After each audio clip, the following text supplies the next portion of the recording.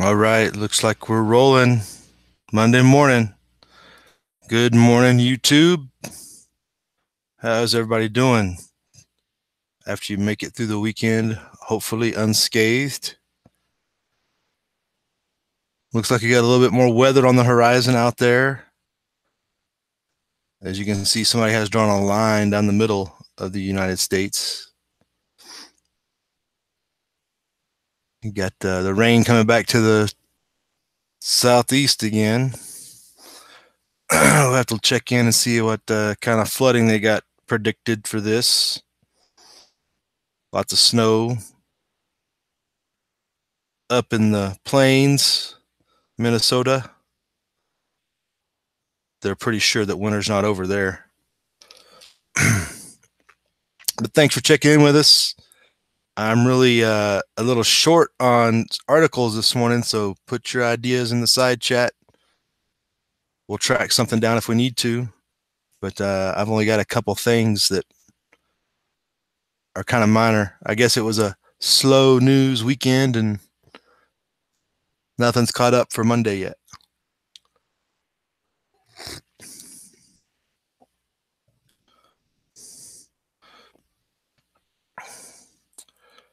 So that's what the weather looks like currently. We're nice and clear out here after the snow blew through this weekend. Anybody out there on the East Coast dried out yet from all the rain you guys got? But they are saying another storm is coming.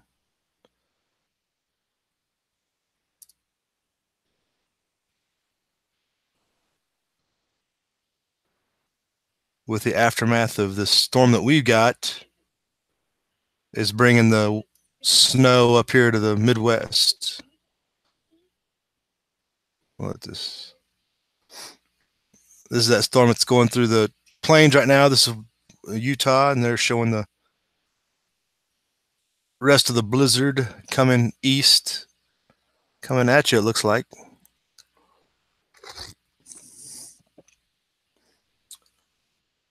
Little windy. That's nothing. Hey, out in the side chat, we got Barry Wood with us. Truth Freeze, good morning. And M Long 5151, cloudy where he is.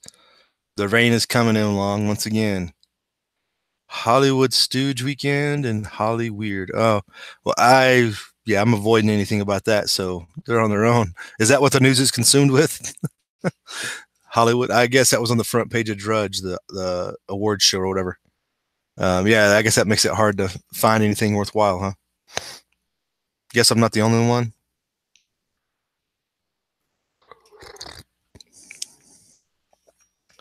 So that was that.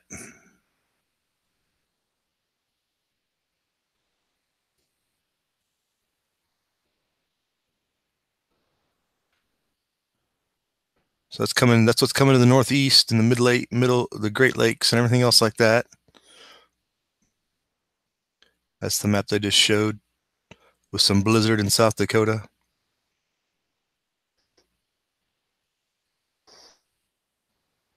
Monday, Tuesdays when it gets over to the east. Lots of good spring weather right there.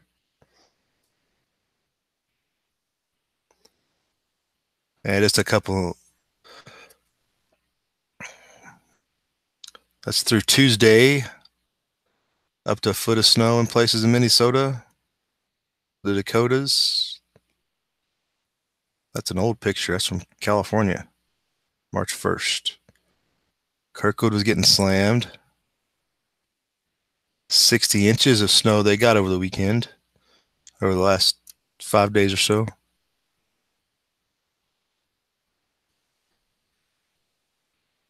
So that's the storm life cycle, I guess.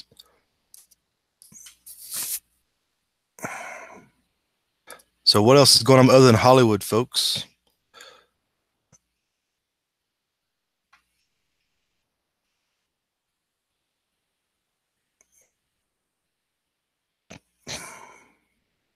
Bomb agenesis is the new weather weird word. I thought it was bomb cyclone.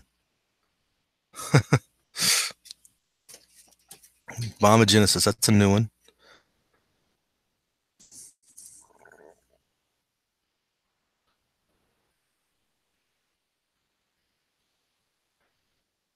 But trying to track down some of the financial stuff. The market's back down again today on the start. Just a little bit, not terrible amount, I guess you'd say. Oil is still below $65. Noticed how gas prices haven't really went down since oil went down like what, $4 a barrel over 2 weeks ago. Everything seems to be flatlining after that drop after the tariff issue.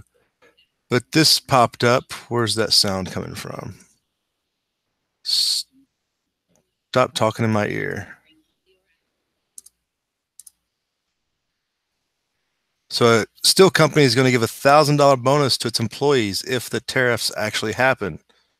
Some are saying it's 3D chess, getting people to come to the table.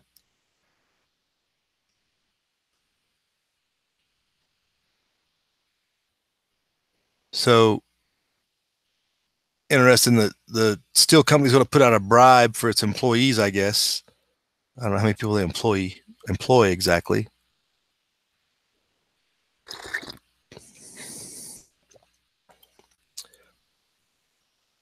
But that's exactly the problem. Their steel company is going to need to give their people $1,000 bonus because everything's going to cost more when the tariff on steel happens. So their employees will be buffered from the effects of inflation on steel things, but well, the rest of us will suck it up, I guess. And it's a proposed 25% tariff, and it's supposed to go in effect next week. And I guess there's a NAFTA meetings today. So this is Ziekelman Industries, which is doing this $1,000 bonus. I wonder if that'll make up for, somebody needs to figure out how much the average person buys in steel a year.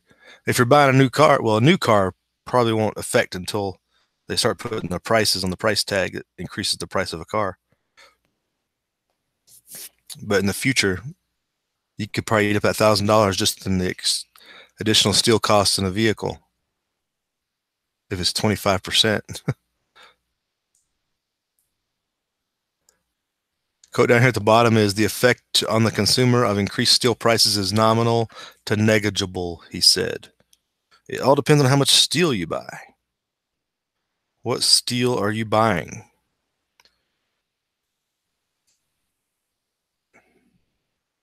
It just depends. Some people are more exposed to steel than others. Anybody buying new equipment in the future, I wouldn't say immediately, new farming, cars, stuff like that would probably all be affected, I would imagine.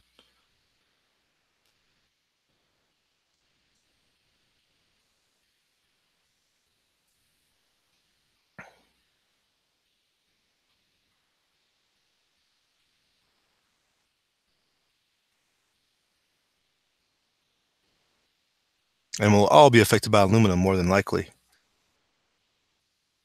Because who doesn't use aluminum cans, at least some portion, canned goods, on and on. So that was one of the stories today.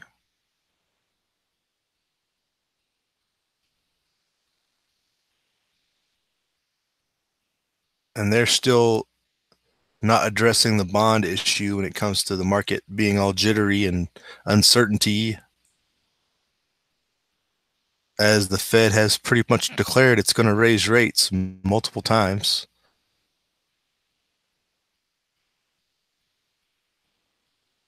What's going on outside chat?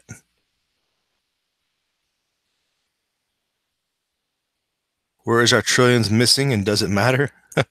Nobody does articles on that. Truth Freeze. Yeah,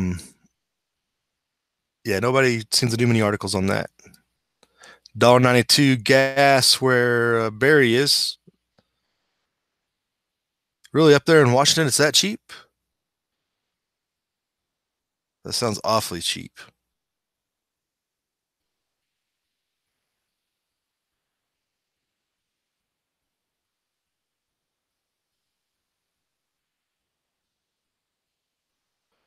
Truth Free's going on a rant about American-made industry, skills in manufacturing, et cetera, et cetera.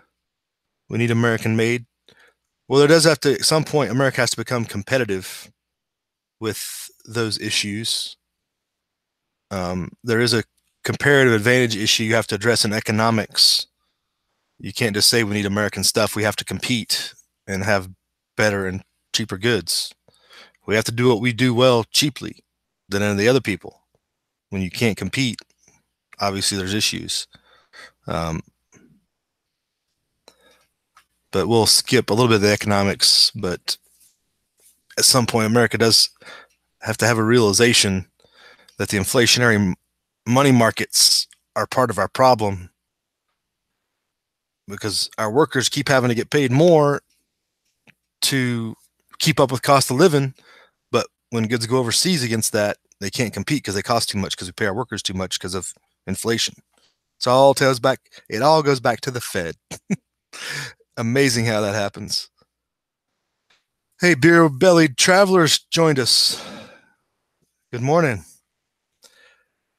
Make sure you're drinking that beer out of a bottle coming up. Those aluminum tariffs are going to kick in.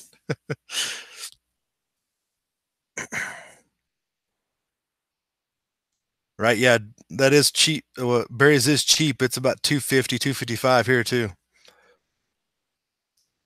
Oh, is that a whoops, Barry? $2.92? Barry made a typo, made everybody think he was getting cheap gas. I wish $1.92 would be like a miracle, minor miracle. But M Long's rocking it at $2.19 in Kentucky. Awesome.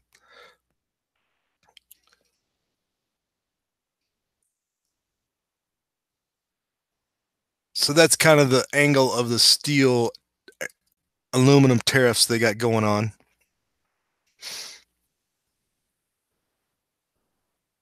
Again, if you got anything you want to look up or talk about, put it in the side chat. We'll briefly hit it up or talk about it. We're still at record U.S. oil output, as we've talked about for a couple weeks now.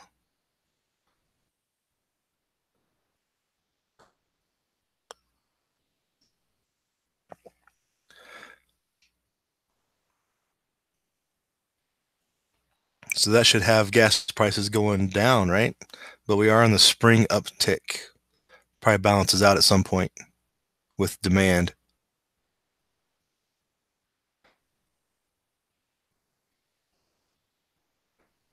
So another sign of the times maybe, or warning.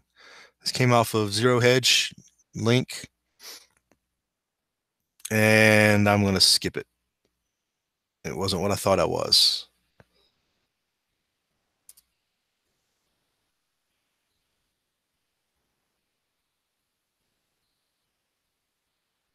It's a sponsored link. I missed that. My bad. Fear sells government. That's a good headline. Let's see what I got in the side chat. See if anything's come up. Everybody's just chatting it up with each other. It looks like Jay Kurt has joined us. Good morning. Welcome to the chat. Welcome to your morning Monday news. If you know anything in your area, if you're not getting rained on, let us know.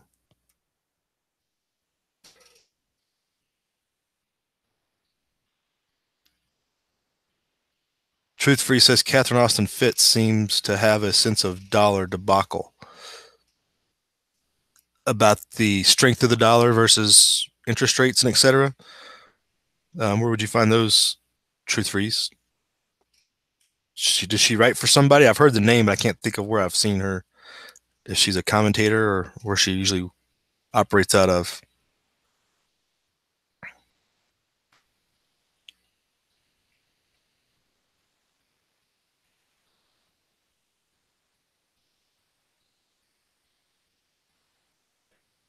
Here's an interesting article. Visualizing how money is spent by different income groups. If you started making twice the amount of money that you do today, how would your spending habits change? That would be an interesting study. Interesting thought process too, because why would you, if you really want to make your money go further and be more productive, why would you change your spending habits? Except to make them more efficient as much as possible. Interesting concept to put into a graph.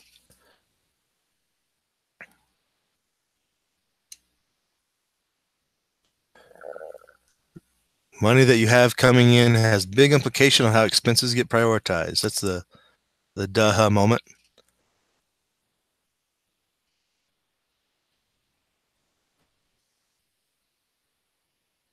That graph is kind of hard to read even on my end.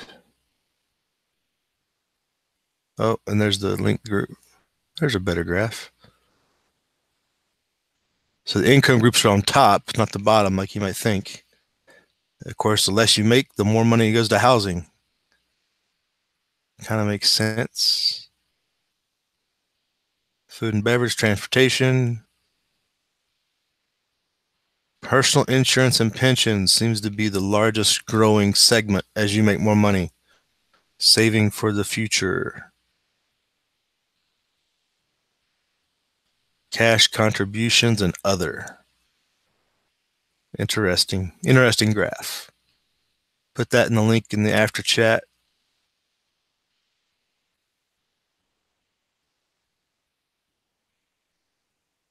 And that's as a percentage of income, of course, not real true dollars, but percentage of the amount you make. Can't imagine somebody making less than 15K. That's brutal. I don't even know how you would have money left over for anything after housing and food to even get to worry about those other things.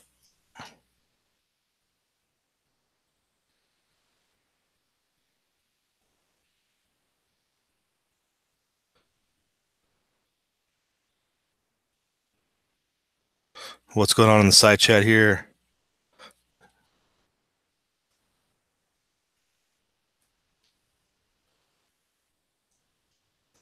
Little chatting it up. All right. No ideas yet. You guys are making me struggle on a Monday. All right. We'll endeavor to persevere here.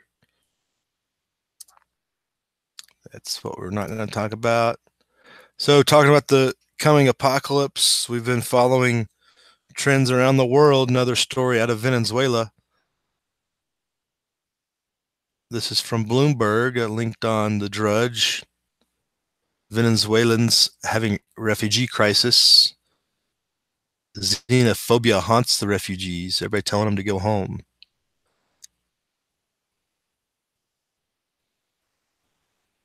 So the once prosperous Venezuelans are now looked down upon by their neighbors. It's coming back to haunt them. This is a food line. It looks like food donation line in Venezuela. The socialist food lines return. Who would have thought?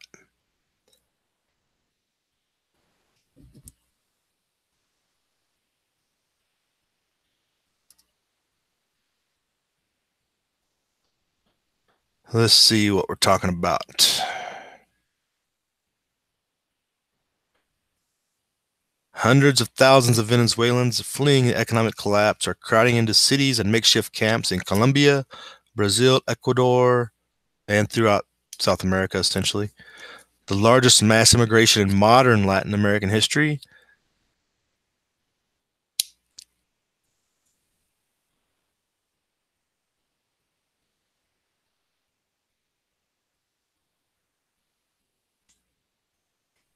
So while some of the early arrivals were wealthy professionals, so the wealthy people got out of Venezuela early,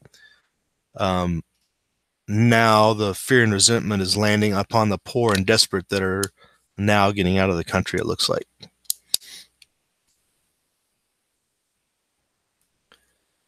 Not a good time. This is the bug out. Let's talk about bugging out and getting your bug out plan. There can be repercussions if other places aren't being affected, especially if there's a history and behind it. kind of like what happens with Californians.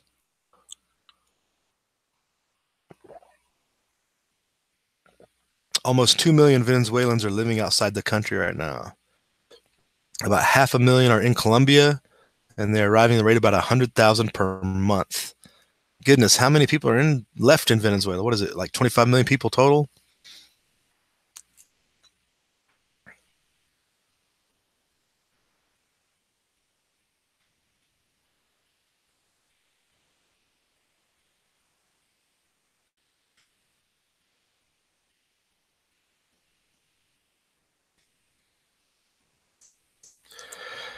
Interesting study in the collapse, and it has been slow and devolved over time, as we kind of have discussed, but it is, I mean, we called it. I mean, everybody knew Venezuela was going to fall apart if they stuck with their socialist agenda.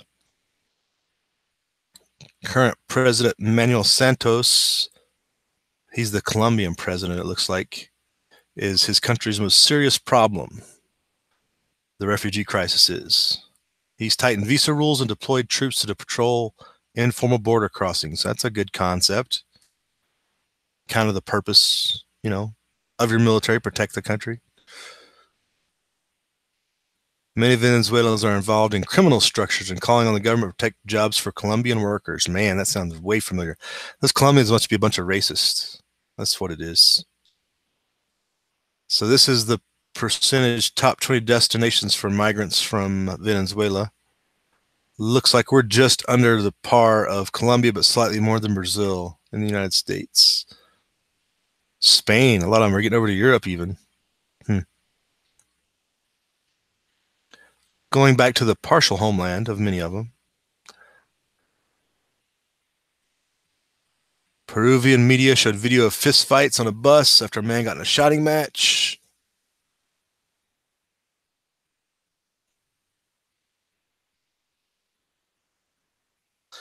Trinidad and Tobago authorities have rounded up migrants suspected of being in the country illegally, deporting some and imprisoning others.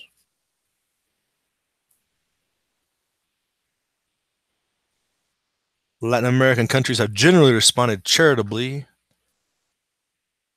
in some cases passing it so they can work more easily in their countries, which of course is going to affect jobs and wages for the people that already live there. Problems have arisen in countries where a flood of migrants has created competition for jobs. Yeah, no doubt. No doubt. Panama and its 4 million population has attracted roughly 80,000 migrants, the official figures. So things are getting grim in Venezuela, as we've been tracking.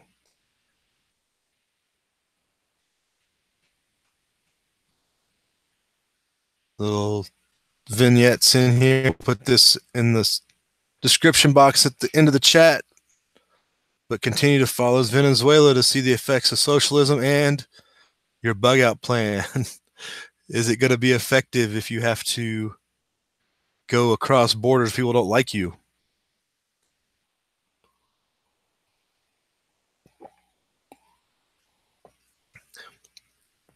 What's going on here in the side chat?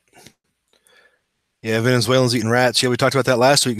Truth Freeze, they're the kookaburra, not kookaburra, that's the bird, and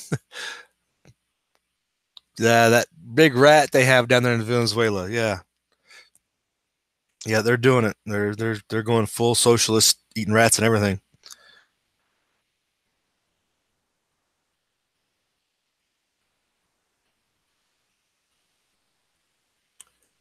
Truth Freeze asks, how much do drugs and oil and arms affect our world monetary system? I mean, anything that's traded that has money involved is affected or has money going towards it. But the effect, I guess you'd say, oil is huge.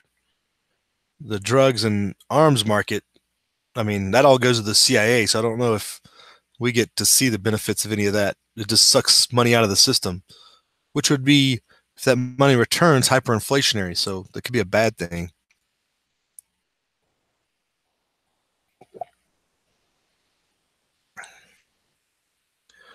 But that's the situation there in Venezuela. We got about 10 minutes remaining. So any other subjects, bring them up. Here's another article, kind of local. I hadn't got a chance to review it, but it's about, there's an energy choice ballot question out here in rural Nevada. I wanted to check it out because it might have some issues around the country for any rural area, really. This is linked through off the Twitter from the Nevada Independent. There's a ballot question that could disrupt the way of life. Supporters say a legislative fix is simple. So this is just an example of one of the rural counties out here in Nevada, White Pine.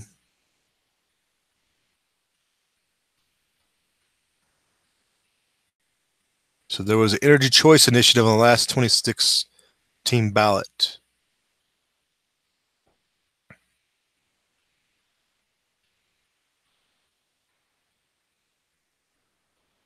And I'm trying to remember what this was. They voted no in White Pine County, and I'm probably did myself. Trying to remember what it was about.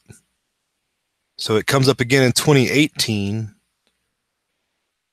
So the ballot measure would disrupt or change the unique nonprofit electric cooperative system that has allowed small communities to have reliable electric service outside of Nevada Energy's jurisdiction.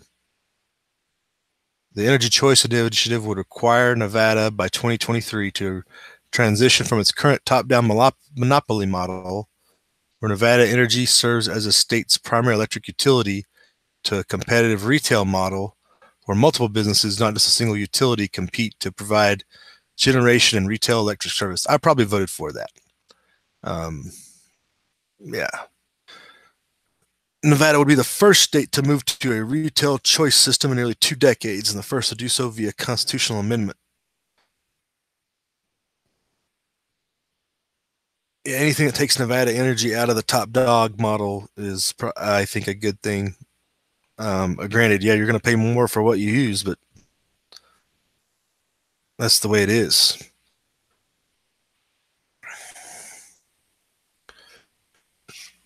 So that might be an energy issue. Like you said, Nevada is the first state to do this. We still got till 2023 to actually convert it if it's voted again for here this coming election, which is kind of under the radar because there's not a whole lot on the ballot this year. So this is one of those things that kind of just depends on who shows up to vote. Depending on how the marketing goes for it, you could have Dems or Republicans voting for it or against it, just depending upon how they try to angle it.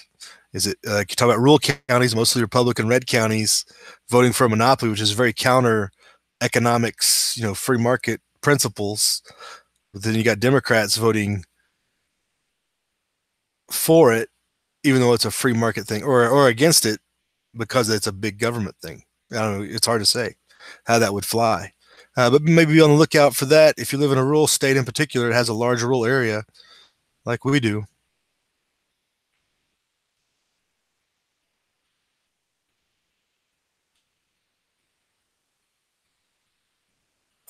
Rural electric cooperatives, municipal utilities, and power districts cover about 50% of Nevada's land mass and serve about 10% of the population.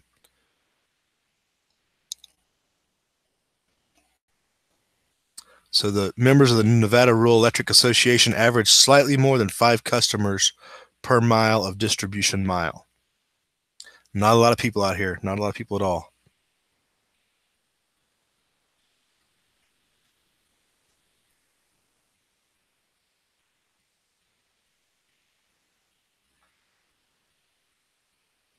Because of their small size, cooperatives typically don't own their own generation, and more than 65% of their produced energy comes from hydropower contracts with the federal government. Can somebody find me in the Constitution real quick the article that speaks to the federal government producing electric energy or providing consumable goods to the populace in general? Stay in your lane. So that's a pretty good article, interesting. This will be in the discussion box as well. It's could portend for your area if you live in a large rural area or have one in your state, what they might be looking for solutions in regards to energy.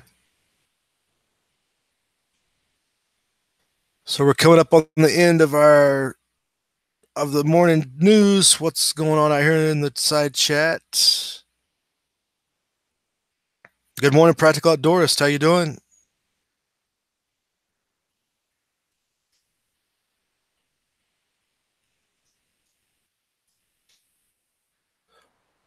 Oil, energy, and wars. Bankers' wars.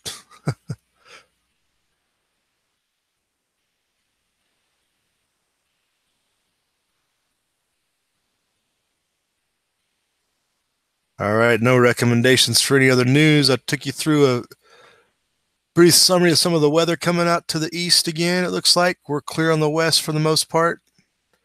I guess that's what was on TV last night. That's all everybody's talking about. Hit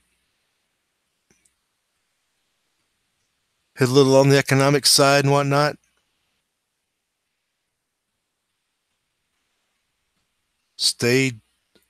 Watched Venezuela as a case study in the situation with socialism. But other than that, let's get this week started. Have a good one. Most of you have already started your week probably.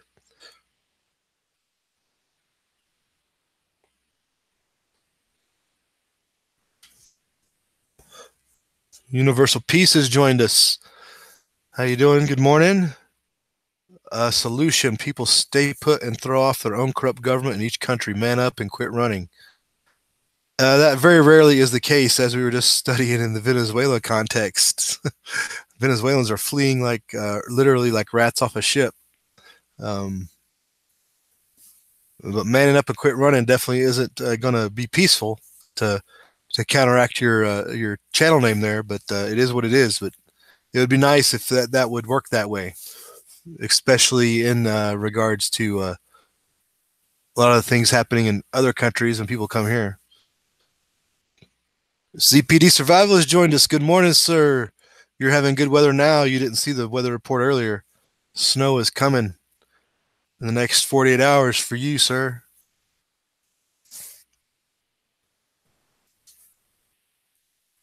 As you can see, it's over there in Minnesota and the Dakotas right now, ZPD, so it's coming.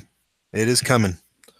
But thanks for joining, everybody. We'll put links in the description box if you want to follow up, or anybody that was watching that didn't realize it, they're down there in the description box now on the rewind. You'll have a good day. We'll see you tomorrow morning. Live free.